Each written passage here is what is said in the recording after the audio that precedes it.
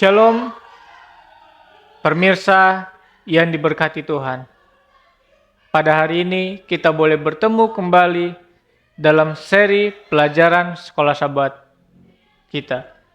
Sebelum kita sama-sama belajar, mari kita berdoa dan kita mengundang Roh Kudus bersama-sama. Tuhan Allah Bapa kami yang bertata di dalam kerajaan sorga, pada hari ini ya Bapa, kami diberkati Tuhan. Kami merasa sukacita karena Kau masih memberikan kami kesehatan. Engkau masih memberikan kami nafas kehidupan yang boleh kami rasakan hingga pada saat ini ya Bapa. Ya Bapa, pada saat ini kami akan mempelajari pelajaran sekolah sahabat kami. Biarlah Engkau berikan hikmat bagi kami. Biarlah Engkau bukakan hati dan pikiran kami, sehingga kami boleh dapat mengerti dan boleh sama-sama kami pahami ya Bapa. Terima kasih ya Bapa, dalam nama Tuhan, Juru Selamat dan Penebus kami yang hidup. Amin. Pelajaran sekolah sahabat kita hari Kamis 27 Februari 2024 dengan judul Sifat Alamiah dari Pertentangan Kosmis. Kita telah melihat beberapa ayat yang dimana mengejarkan pertentangan kosmis, baik antara Allah dan juga iblis. Namun pertanyaannya, bagaimanakah pertentangan seperti itu bisa terjadi? Bagaimanakah mungkin ada seseorang yang menentang Allah yang Maha Kuasa? Jika pertentangan kosmis itu hanya disebabkan oleh kekuasaan semata, maka pertentangan tersebut akan berakhir sebelum dimulai. Itu pastilah dari jenis yang berbeda. Dan memang benar, kitab suci menyatakan bahwa pertentangan tersebut adalah pertikaian mengenai karakter Allah dan juga pertentangan karena fitnahan iblis, di mana yang melontarkan tuduhan terhadap Allah bahwa Allah tidak sepenuhnya baik dan juga penuh kasih.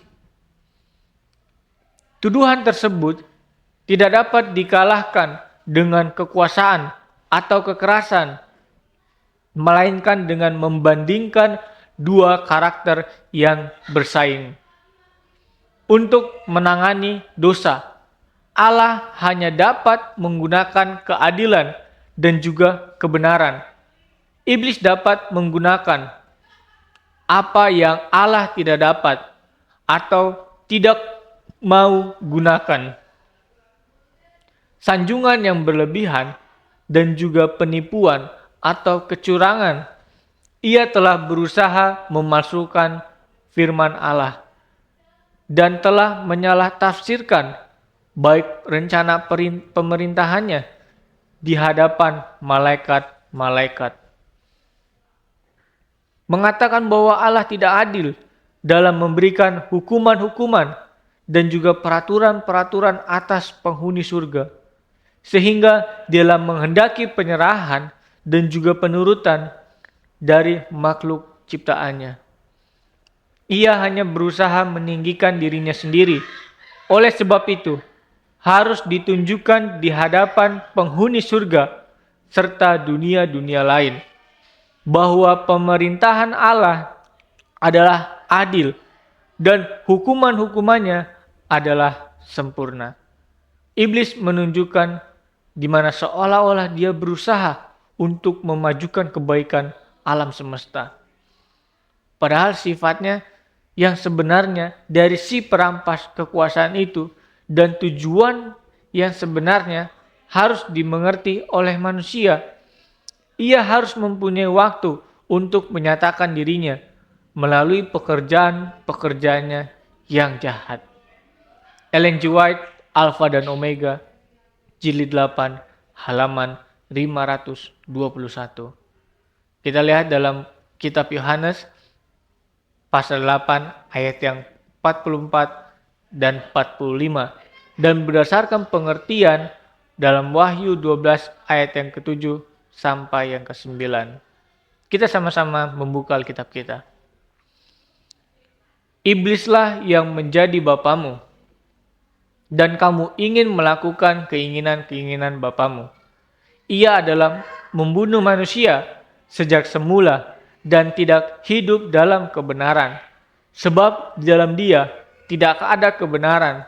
Apabila ia berkata dusta, ia berkata atas kehendaknya sendiri.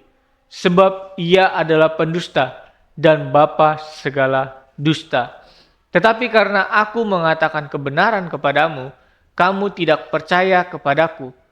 Dalam Wahyu 12 ayat yang ke-7 sampai yang ke-9, maka timbullah peperangan di sorga. Mikael dan juga malaikat-malaikatnya berperang melawan naga itu. Dan naga itu dibantu oleh malaikat-malaikatnya. Tetapi mereka tidak dapat bertahan. Mereka tidak mendapat tempat lagi di sorga. Dan naga besar itu, si ular tua yang disebut iblis atau Satan, yang menyesatkan seluruh dunia, dilemparkan ke bawah. Ia dilemparkan ke bumi bersama dengan malaikat-malaikatnya. Apakah yang diungkapkan ayat-ayat ini mengenai karakter iblis dan juga strateginya? Rencana iblis sejak awal adalah untuk berusaha membuat makhluk ciptaannya percaya dan bahwa Allah tidak benar-benar adil dan juga penuh kasih, serta hukumannya menindas dan menyakiti mereka. Tidak heran jika Yesus menyebut iblis sebagai pendusta dan bapa segala pendusta. Kita lihat dalam Yohanes 8 ayatnya yang ke-44. Sebaliknya, Yesus datang untuk memberikan kesaksian tentang kebenaran dan secara langsung untuk melawan kebohongan dan fitnahan iblis dan mengalahkan dan pada akhirnya membinasakan iblis dan juga kuasanya. Dalam Yohanes 1 ayat yang ketiga, Yohanes 3 ayat yang ke-8 dan Ibrani 2 ayat yang ke-14. Wahyu 12 ayat yang ke-9 dan juga yang ke-10, di mana mengidentifikasikan iblis sebagai ular tua. Lalu yang kedua, di mana sebagai pribadi yang di pengadilan surgawi menuduh umat Allah. Dan yang ketiga, dia sebagai penguasa naga yang menipu dunia. Dalam kata Yunani yang diterjemahkan iblis berarti pemfitnah. Sekali lagi, menunjukkan bahwa sifat dasar pertentangan itu adalah soal kepercayaan. Termasuk kepercayaan tentang karakter Allah.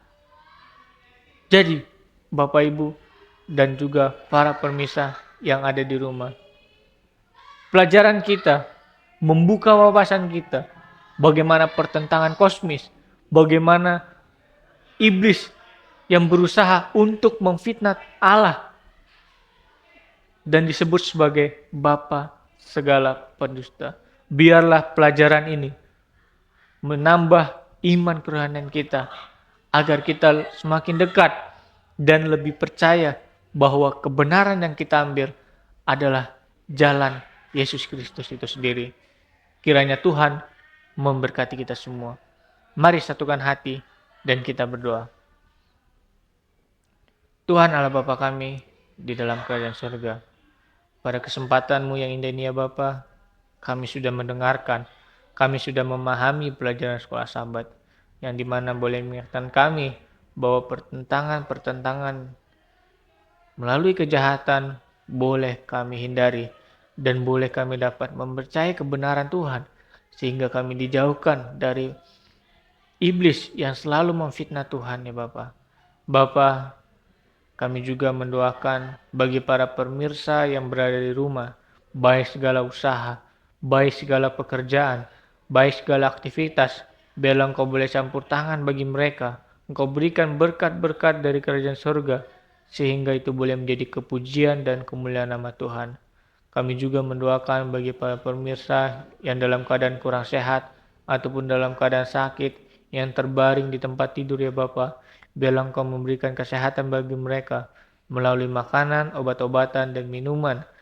Biarlah Engkau boleh kembalikan mereka, menyehatkan mereka, sehingga mereka boleh kembali beraktivitas seperti biasanya ya Bapa.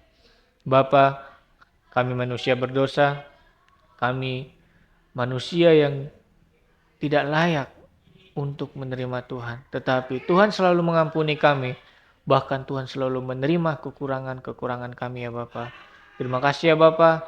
Hanya di dalam nama Tuhan, Juru Selamat dan Penebus kami yang hidup. Amin.